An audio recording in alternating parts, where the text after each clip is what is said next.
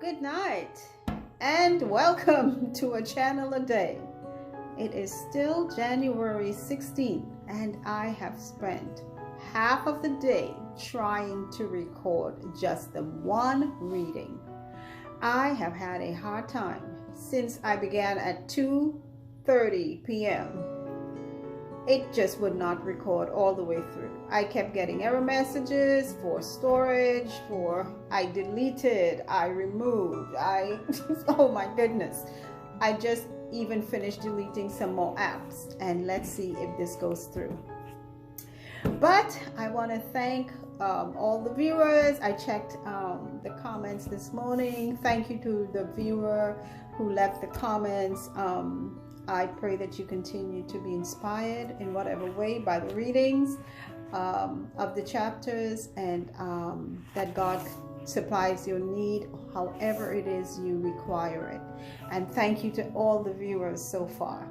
So, wow, it has been quite a day, honestly. So I am going now to review chapter 15, in which Abram decided to talk to God about his heir. He said he's childless, and the only heir to his inheritance is his servant Eliezer, who was born in his household. But God told him, no, he shall not be his heir, but he will have his own heir coming out of his own bowels, as he referred to it, and that they would be his that those coming from him would be as the stars. If he can't tell this number of stars, that's how enormous his ears would be. So Abram gave a sacrifice unto God at that time, and God honored it by sending fire down to burn up the pieces. So now let's go into chapter 16. Now Sarai, Abram's wife, bare him no children, and she had an handmaid, an Egyptian, whose name was Hagar.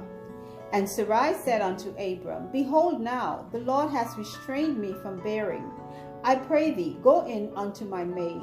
It may be that I may obtain children by her. And Abram hearkened to the voice of Sarai. And Sarai, Abram's wife, took Hagar her maid, the Egyptian, after Abram had dwelt 10 years in the land of Canaan, and gave her to her husband Abram to be his wife.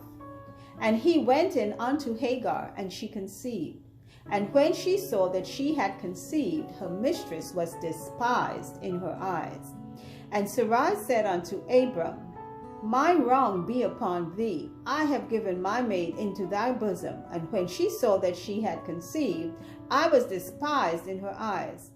The Lord judge between me and thee.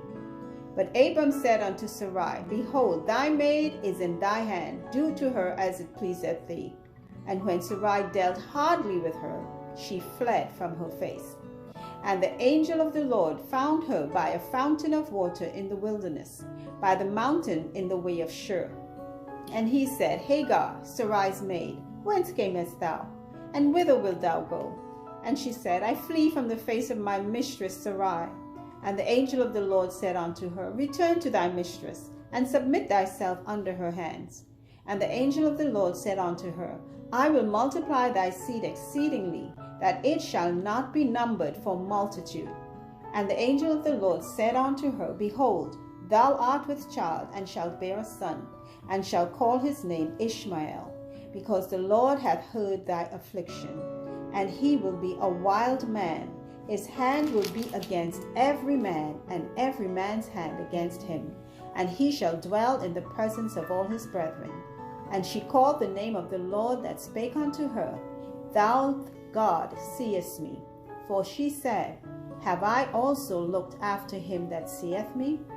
Wherefore the well was called Beer Lahai Roi. Behold, it is between Kadesh and Bered. And Hagar bare Abram a son, and Abram called his son's name, which Hagar bare, Ishmael. And Abram was 86 years old when Hagar bare Ishmael to Abram. And that's the end of chapter 16. Wow. I thank God I was able to get through that. I am so serious. Today was a rough day for me as far as recordings.